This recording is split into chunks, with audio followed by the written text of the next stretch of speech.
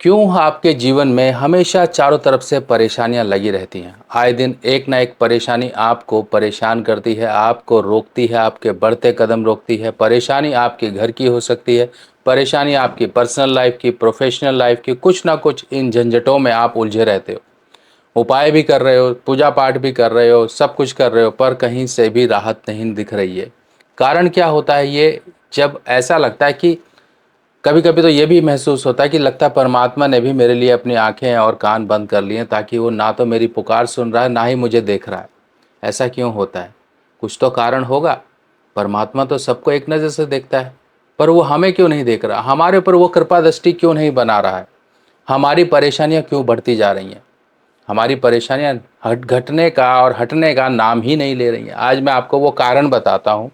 जो कारण आपने जान लिया तो आपको खुद ब खुद पता चल जाएगा कि भाई मैं गलती कहाँ कर रहा था, और वही गलती सुधार कर आप अपने जीवन को सुधार सकते हो। नमस्कार दोस्तों, मैं सुभाष शर्मा चंडीगढ़ से ज्योतिष ज्ञान में आपका स्वागत करता हूं।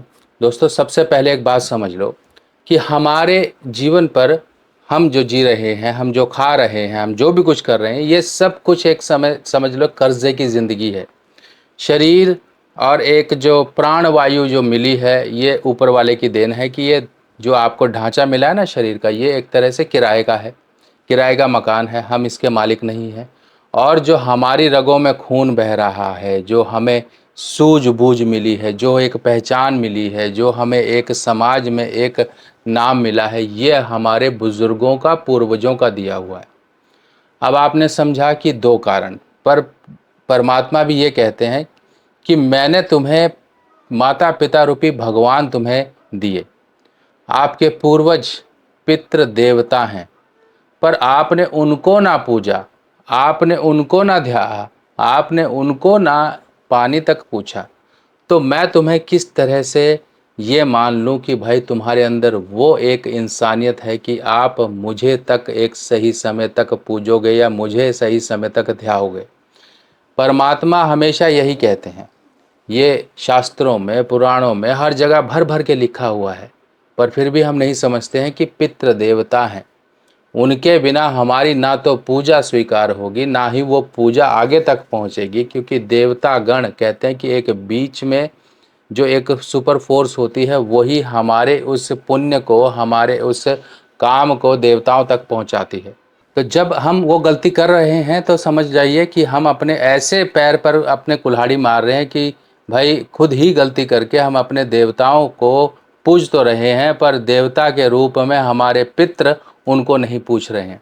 कई बार ये गलती होती है। देखो, देखने में तो कई बार बहुत अच्छा लगता है, कि सुनने में भी बहुत अच्छा लगता है कि माता पिता भगवान स्वरूप हैं, पर वो लोग जो अपने गिरेबान में झांक कर देखे, जो माँ बाप को गालियाँ देते हैं, माँ बाप को दुख देते हैं, चाहे माँ बाप जैसे मर्जी हों, आपको ऐसा नहीं करना है। इस बात का ध्यान रखिए, क्योंकि आपको किस्मत से वो माँ बाप मिले हैं, और आपका कर्म ये दर्शाता है कि आप उस कर्म को करके कैसे अपने उस पाप कर्म को काट सकते हो, जो आप पिछले जन्म से लेकर इस जन्म आपने लिया है। तो ये सोचते हो कि भाई ज़िंदगी सिर्फ इतनी है, कुएं का मेंढक होता है ना जो, वो उतना ही उसको लगता है कि मेरी दुनिया सिर्फ इतनी है। दुनिया इतनी नहीं है, दुनिया और भी है, दुनिया आगे भी है। और ये जो जन्म मरण का चक्र है ना, जब चलता रहता है, तब व्यक्ति हमेशा, जब ये पुण्य आत्मा देह त्याग के ऊपर जाती है, तब वहीं पर ही तुम कर्मों का हिसाब किताब हो जाता है। फिर उसके अनुसार आपको जन्म मिलता है। हो सकता है कि भाई अच्छे कर्म किए हैं तो एक, मान लो, एक कुत्ते का जन्म ही मिल गया। अब वो कुत्ता एक गली गली में लोगों के पत्थर खा रहा है, धुतकारा जा रहा है, और एक वो कुत्ता जो गाड़ियों में घूम रहा है। तो सोचिए, फ़र्क क्या है? फ़र्क तो कर्मों का ही है कि भाई ऐसा जन्म मिला आपको कि जहाँ पर आपकी सेवा के लिए पूरा परिवार लगा रहेगा, गाड़ियाँ हैं आपके लिए। तो सोचिए, जब हम ये गलती कर रहे हैं कि अपने पितरों को नहीं पूछ रहे हैं, तो हम सबसे बड़ी भूल कर रहे हैं। उनके लिए जब तक हम करते रहेंगे, जीवन की परेशानियां हमसे दूर रहेंगी, हम परेशानियों का मुकाबला करने लायक रहेंगे, हम अपने जीवन में आगे बढ़ते रहेंगे, हमारा परिवार वंश सब के सब उनकी कृपा से आगे बढ़ता रहेगा। क्योंकि पितृ जब खुश होते हैं, तृप्त होते हैं, तो यही आशीर्वाद देते हैं बच्चों का, यानी कि परिवार बढ़ेगा, धन बढ़ेगा, सेहत यानी कि आपकी जो है शारीरिक काया अच्छी रहेगी, सब कुछ अच्छा रहेगा, आपके दुश्मन दूर रहेंगे, आपको नेगेटिव फोर्सेस से बचाव होता रहेगा। नेगेटिव फोर्सेस पिशाच, भूत, प्रेत, ये जो तड़पती आत्माएं हैं जो कि फालतू में किसी और की हैं पर आपके गले पड़ जाती हैं आके, ये तभी होता है जब आपके पितृ आपसे खुश नहीं हैं, पितरों को आपने तृप्त नहीं किया, पितरों को आपने भोजन जल नहीं दिया। अब ये भोजन जल कैसे पहुंचता है, ये इसके पीछे भी मैं आपको वीडियो बना चुका हूं कि देखिए जो भी हम देते हैं उसका एक रूप में वो पहुंचता है। अगर आपके पितृ मान लीजिए देवता स्वरूप में है तो उन्हें अमृत के रूप में पहुंचेगा। अगर आपके पितृ सांप के स्वरूप में है, कोई सांप का जन्म लिया तो उनको वायु के रूप में पहुंचेगा। अगर वो पिशाच के रूप में है तो वही जल उनको खून के रूप में, मांस के रूप में पहुंचेगा। तो सोचिए वो किस रूप में है, किस उसमें योनि में भटक रहे हैं, उस योनि से निकालने का तरीका होता है सिर्फ और सिर्फ उनके लिए जो कर्म करने का महीना आता है, जो कि अमावस्या आती है। और उस अमावस्या में अगर आप अपने पितरों के निमित्त कहीं भी तीर्थ में समय समय पर उनके लिए पिंडदान तर्पण करते रहते हो तो उनके लिए समझो मुक्ति के द्वार आप खोल रहे हो। अगर वो तड़पेंगे तो हम तड़पेंगे, ये समझ लो।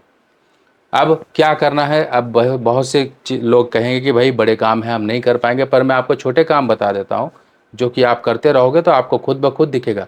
दीप, दीप साक्षात कहते हैं कि दीपक जो है साक्षात विष्णु स्वरूप है, प्रकाश है, ज्योति है।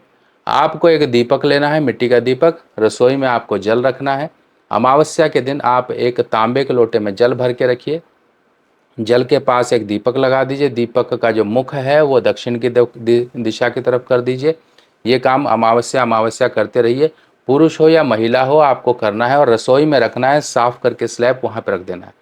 और एक नारियल का गोला, यानी कि पितरों के नाम से भंडारा करना। भंडारा किनको करोगे, चींटियों को करोगे। इस तरह से नारियल का एक सूखा गोला ले लीजिए, ये देखिए सूखा गोला ले लीजिए, ऊपर से काट लीजिए, इसके अंदर भर लीजिए। कोई ज़्यादा महंगी सामग्री भी नहीं है, आटा है, चीनी है, 1 चम्मच देसी घी है, चुटकी भर काले तिल है, सबको मिक्स करके इसके अंदर भर के जाके आप पीपल के नीचे या वट वृक्ष के नीचे या फिर धर्म स्थान में किसी भी पेड़ के नीचे जाकर रख कर आ जाओ। ये भंडारा है, यानी कि आपने अपने पूर्वजों के नाम से, दिवंगत आत्माओं के नाम से आपने इतना बड़ा भंडारा आयोजन कर दिया। अब यही समय जब आता है, मैं अक्सर इन चीज़ों को बार बार आपको बताता हूँ कि भाई देखो ये समय ऐसा आया है, इसको हाथ से मत जाने दो। और यही आया हुआ है सोमवती अमावस्या। ऐसी अमावस्याएं जब पड़ती हैं, बड़ी बड़ी अमावस्या जो कि इतनी कहते हैं कि भाई 1000 अमावस्याओं के बराबर, जिसमें कि आपके लिए हमने काशी में सुविधा लगा रखी है और कोई फीस भी ज़्यादा नहीं रखी थी।